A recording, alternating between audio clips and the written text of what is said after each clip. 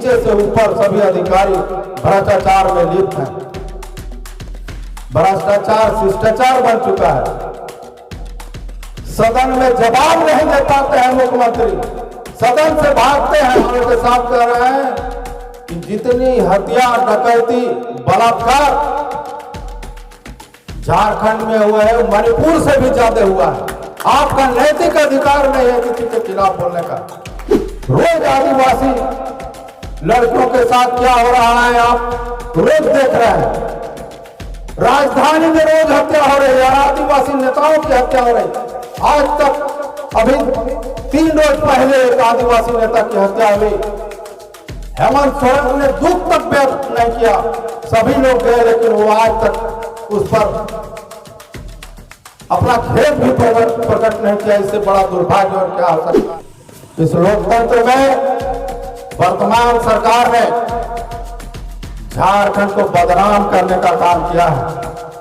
पूरा परिवार ईडी और सीबीआई के रडार में। वो अपने बचने के चक्कर में जनता की समस्याओं को भूल गया।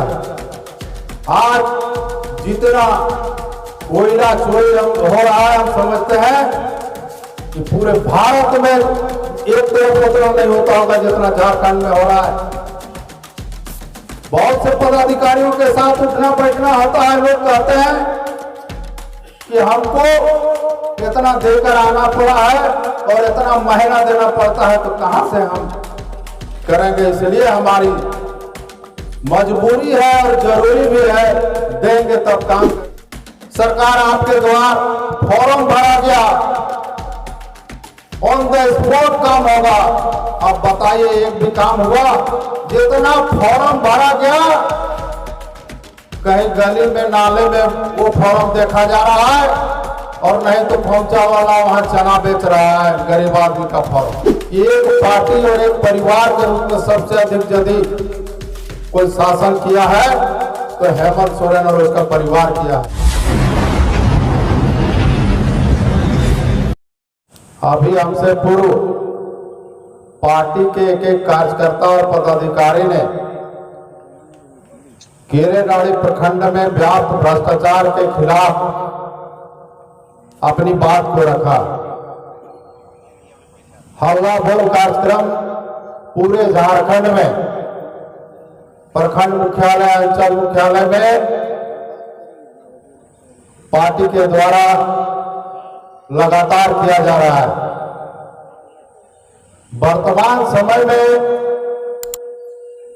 हम ये कह सकते हैं कि झारखंड बनने के बाद 23 साल में पहली बार यदि कोई इतना निकम्मा और भ्रष्ट सरकार या नेतृत्व करता कोई सरकार है तो वर्तमान हेमंत सरकार है। इसके बारे में जितना भी कहा जाए कम है। किसी भी सरकार का इस लोकतंत्र में आकलन कैसे होता है? गांव देहात में, चौक चौराहे में यदि एक आम जनता, साधारण जनता यदि ये कहे कि ब्लॉक में मेरा काम नहीं होता है बिना पैसे का, तो समझ लीजिए कि सरकार का आकलन यहाँ की जनता किस तरह कर रही है।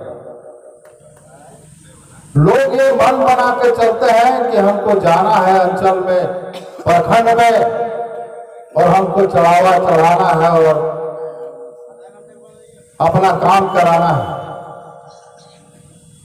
अभी हमसे पूर्व सभी वक्ताओं ने ऐसी कोई बात नहीं छोड़ी है जो वर्तमान सरकार भ्रष्टाचार में जो लिप्त है। एक एक करके सभी लोगों ने अपनी बात को रखा है। मैं उन बातों को दोहराना नहीं चाहता, लेकिन हेमंत सरकार ने, हेमंत ने जो चुनाव से पहले जो झूठा वादा किया था, उन सभी बातों को मैं आपके बीच रखना चाहता हूं। हेमंत सरकार ने सबसे पहले झारखंडियों के भावना के साथ खेला कि हम जैसे ही चुनाव जीतेंगे, सरकार बनेंगे, तो सबसे पहले 1932 का खतियान लागू करेंगे, नियोजन नीति लागू करेंगे, विस्थापन नीति लागू करेंगे। हम वर्तमान सरकार से विकास की एक रत्ती भी कल्पना नहीं कर सकते हैं।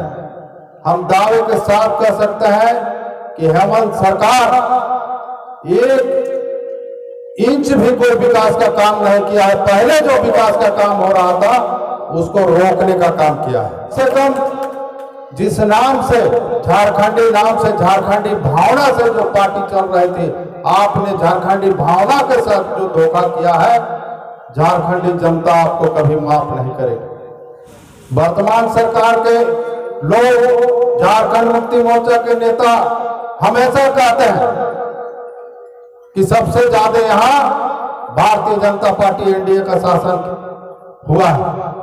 आप जोड़ के देख लीजिए, अभी 42-43 महीना हो गया, उसके बाद 18 महीना उसके पहले हेमंत ही मुख्यमंत्री थे, उप मुख्यमंत्री भी रहे। तो हम ये दावे के साथ कह सकते हैं कि एक पार्टी और एक परिवार के रूप में सबसे अधिक यदि कोई शासन किया है तो हेमंत सोरेन और उसका परिवार किया है। नीयत में जरा सा भी उनका सोच रहता कि हम झारखंडी जनता के लिए काम करेंगे तो 1 साल काफी होता है। हम आप सभी पार्टी के कार्यकर्ताओं से अनुरोध करेंगे कि आप बड़ी लड़ाई के लिए तैयार रहिए, खास करके केरेडाड़ी और बड़का गांव में। हम समझते हैं कि विस्थापन की समस्या, हेमंत सोरेन ने एक और भी वादा किया था कि हम चुनाव जीतेंगे और सरकार में रहेंगे तो विस्थापन नीति को सबसे पहले बनाएंगे। आज तक बताइए, जो घोषणा की आज तक विस्थापन नीति नहीं बना। केरेडाड़ी बड़का गांव में पूरे झारखंड में जितने लोग विस्थापित हुए हैं, सबसे अधिक जमीन यहाँ के झारखंडियों का, झारखंडी जनता का जमीन का नेचर यदि होता है तो वो गरमजरुआ होता है। लोग बड़ी मेहनत से जंगल काटकर, पहाड़ काटकर जमीन अपना खेत बनाए, बाड़ी बनाए, कागज बनाए। उन्होंने कहा था कि जैसे ही मेरी सरकार बनेगी सभी को हम गरमजरुआ जमीन का स्वामित्व देंगे, रसीद देंगे, लेकिन आज तक वो काम नहीं हुआ। एनटीपीसी कहता है ये सरकार का जमीन है, हम सरकार को पैसा जमा कर दिए। हेमंत सरकार को डूब मरना चाहिए। गरीब जनता का ही जमीन का कागज नहीं है, बेघर हो गए, उनको मुआवजा नहीं मिला, रोजगार नहीं मिला।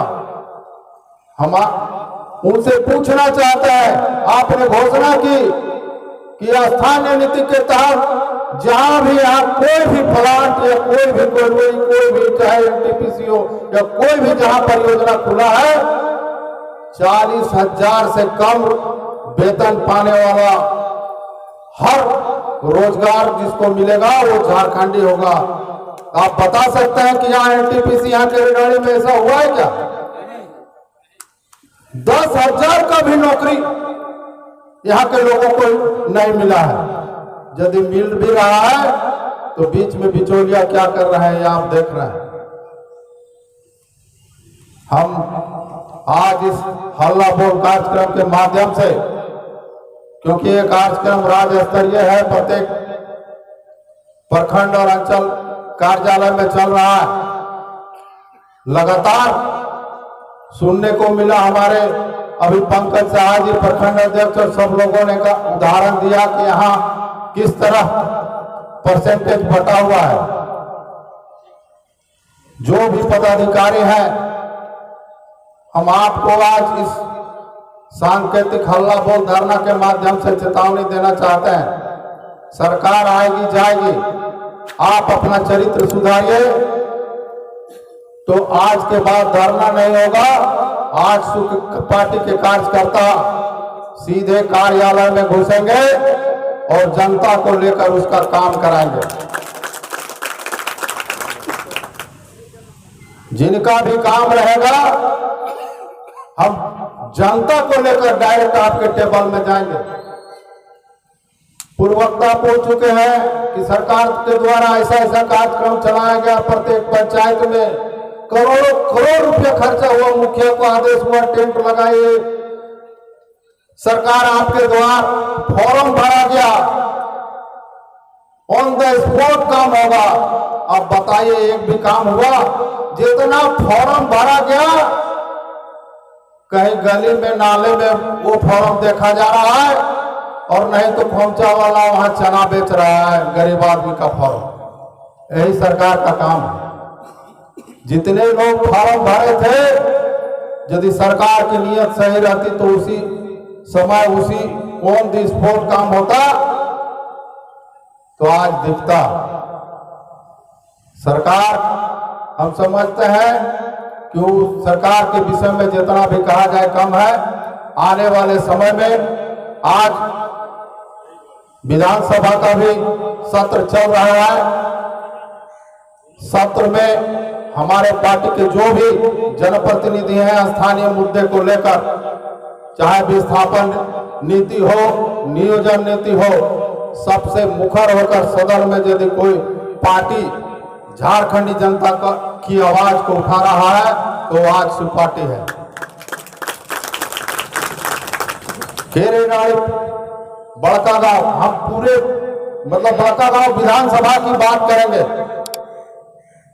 जितना शोषण विस्थापितों का यहाँ बड़का गांव विधानसभा में हुआ है, उतना शोषण कहीं भी नहीं हुआ है। यदि कोई अपनी बात को, अपने अधिकार को रखता है कि हमारी जमीन गई, हमको रोजगार मिलना चाहिए, तो कंपनी के द्वारा झूठा केस करके फंसाया जाता है। कुछ दिन पहले एक विस्थापित साथी हमको बोल रहे थे कि हमारा पुराना केस है, हमको बोलता है कि थाना में तुम्हारा पहले से केस है, इसलिए तुम्हारा चरित्र प्रमाण पत्र नहीं मिलेगा, इसलिए तुमको रोजगार नहीं। 10,000 रोजगार के लिए, 10,000 रुपया के रोजगार के लिए, और अपना जमीन देने के बाद भी यदि यहाँ के विस्थापित को चरित्र प्रमाण पत्र के चलते रोजगार नहीं मिलेगा, तो इसके बड़ा दुर्भाग्य और क्या हो सकता है। अंचल में सभी पदाधिकारी, चाहे प्रखंड विकास पदाधिकारी हो, अंचल पदाधिकारी है, सीओ साहब, ब्लॉक एग्रीकल्चर अफसर या प्रखंड शिक्षा पदाधिकारी, एक आपके एक कारनामे को हमारे कार्यकर्ता जानते हैं, जनता जानती है। आपसे आज के इस कार्यक्रम के माध्यम से आपको चेतावनी देने आए हैं कि यदि आज के बाद किसी भी तरह का शिकायत जनता के द्वारा मिला तो हम लोग डायरेक्ट कार्रवाई करेंगे, और जो भी जनता जिसका काम नहीं हो रहा है उन लोगों को लेकर सीधे प्रखंड और अंचल कार्यालय में हम लोग हमला बोलेंगे और बैठ के काम कराएंगे। इस लोकतंत्र में वर्तमान सरकार ने झारखंड को बदनाम करने का काम किया है। पूरा परिवार ईडी और सीबीआई के रडार में है। वो अपने बचने के चक्कर में जनता की समस्याओं को भूल गया है। आज जितना कोयला चोरी हो रहा है, हम समझते हैं कि पूरे भारत में एक तरफ उतना नहीं होता होगा जितना झारखंड में हो रहा है।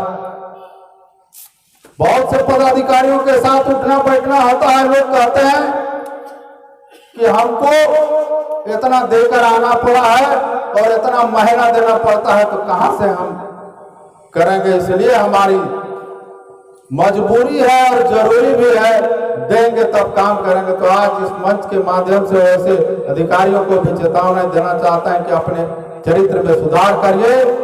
आप जनता के सेवक हैं तो जनता की सेवा करिए।